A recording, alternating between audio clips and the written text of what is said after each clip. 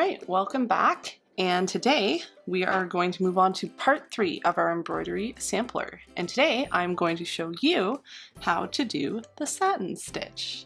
So the satin stitch is a really great embroidery stitch that's used pretty often in embroideries, and it does that really nice smooth finish that you see in a lot of badges or embroidered patches, especially around the edge of an embroidered patch as well. So on our legend, it is the orange color, and it makes up the fingernails and part of the eye on the eyelid. So we're going to do all of those spots with our embroidery floss, and we're going to get started.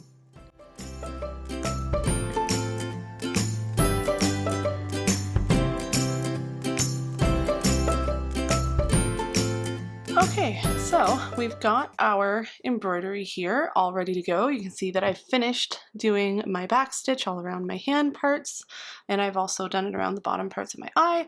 I've done my chain stitch for all of these lines. I've also done it for all these points down here. I've done my star stitches, and now I'm ready to move on to my satin stitches. So the satin stitches in our legend are done in orange on the legend or beige for the color of the embroidery floss. So I've got my beige colored DMC floss right here, and I'm just going to do as I always do by taking a length about the length of my arm, cutting it, and threading my needle the same way we did for our back stitch and our star stitch. So we don't need to double it up the way that we did our chain stitch. We want our thread to be fairly thin.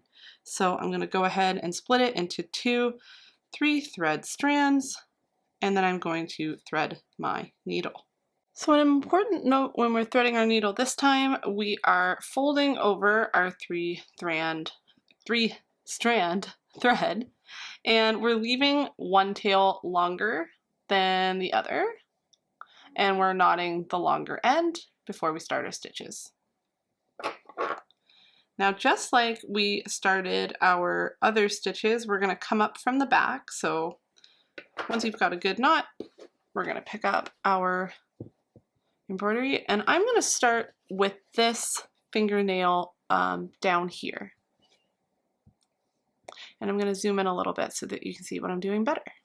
All right, so I've zoomed in a little bit closer here, and you can see my needle is under there poking around, and I want to bring it up just inside of the bottom here. So right down in the corner of my nail there, just inside of my back stitch, and I'm going to come up. Now basically what I want to do is stitch stitches that are long and close together. So close together that they create a fill of this fingernail. So I'm actually going to go down into my fingernail again, but just into the opposite corner up there. And I'm going to bring her down in, pull it nice and tight. And that's my first satin stitch. Now it's kind of hard to see because it's just sort of a little beige bump in there. But I'm going to come up right next to it, back down at the bottom there. So there it is there. And I'm going to come up, and I'm going to go back down inside again, right next to the first stitch that I made. And it probably won't look like much until you filled a bit of the space, but you're going to continue doing that. You're going to continue coming up and going back in next to your stitch before it. And you just keep doing that. Now you want to make sure too that you're kind of pulling on the thread on the back to sort of make sure that all of the threads within your 3-strand piece of floss are laying flat and not twisting or bubbling or leaving any loops on top, because that will ruin your satin stitch. You want it to look nice and smooth. So every time you go in, you're just giving it a good little tug, and you see now that I'm starting to actually fill up that fingernail there. And I know that beige is not the most poppin' color, But once its fingernail is more filled with that satin stitch, you're going to see the difference. The satin stitch will take a lot of thread, and it'll also take you a bit more time than probably some of the other stitches, just because it involves stitching so close together that it can take a while to fill the shape with your satin stitch. So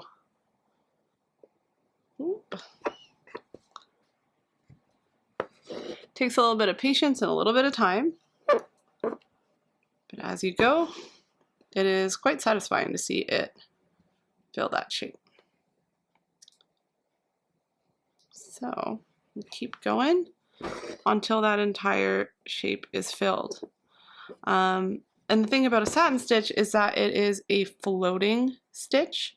So it means that the thread floats over the space underneath. So it's floating lengthwise and creating that smooth finish on top.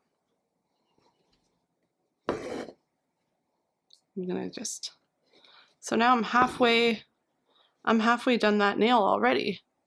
So you can see there my satin stitch is just right there, just filling up that whole fingernail. And it's nice and smooth and flat, no raised edges or bumps. And it'll fill up that whole nail, and then I'll move on to the other nails and fill them up also.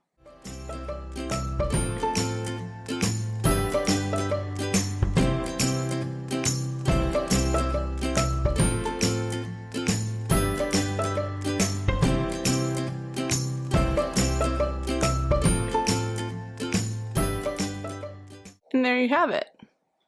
So that is my fully satin stitched finger nail right there. And now I'm going to continue and do that satin stitch in the other fingernails, and I'm going to come back when I get to the eyelid, because we're going to do that one slightly differently. It's going to take a little bit more finesse because there's no outline in our stitch. So I'll come back when we're ready to start that one. All right, so there is my just about finished last fingernail before we move on to doing the eyelid. So I'm just going to show you quickly how you can tie off your thread when you get to the end of a satin stitch shape. So I'm going to go ahead and sink my last stitch for my fingernail there. You can see it's nice, smooth, great texture. And now I'm going to flip it over so you can see where my thread is coming from over here. Now the satin stitch often looks pretty similar on the back as it does the front. It's a bunch of satin stitches. So you're going to just hook your needle into another stitch there.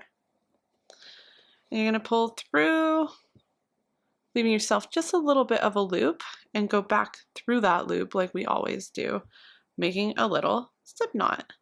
And all I want to do with my needle after that is just bury it through my satin stitch and pull it out, and then clip the tail. Now what that's going to do is make it so that you have a nice satin stitch on the back there with your thread and your knots hidden, and on the front, there it is. Nice, clean satin stitch. So moving on to the eyelid shape here, I'm going to go ahead and tie another knot in my floss. What becomes tricky about doing the satin stitch across the eyelid here is the fact that we don't have an outline, meaning that our outline is going to have to follow the outline that we've traced onto our fabric with either our pencil or our transfer paper. So we want to make sure that we are moving back and forth in between those lines and making sure that we're keeping our stitches nice and even, which becomes very difficult with a growing shape because it has to look gradual. So I'm going to start right in the point here, come right down, and I'm coming up from the back. And it's just going to be a little tiny stitch because it's right in the point. And now I'm going to make my next stitch next to it, and carefully I'm making sure that I'm just going right next to my first stitch, but also making sure that I'm following my line, because otherwise it can look a little bumpy and we don't want that. So we want to make it look like a nice smooth curve. So it's a very, very incremental size change for your stitches. Again, just always making sure that I'm coming up right next to the stitch before and going back down right next to it again, but making sure I'm just slowly growing the size of my stitch, matching the shape of my outline. And always pulling that stitch a little nice and tight to make sure that it's keeping like a good shape. And then going back in up here. And this can take a little while, and it might not look perfect on your first try. I know for me, it took a really long time to get a satin stitch to look pretty and not bumpy, so it's okay if you have to do this a few times to get it absolutely right. Slowly making your stitches bigger, and I mean slowly. So that's just how big they've gotten there. They're nowhere near the size that they're going to be when they get up to this point, but they're getting there.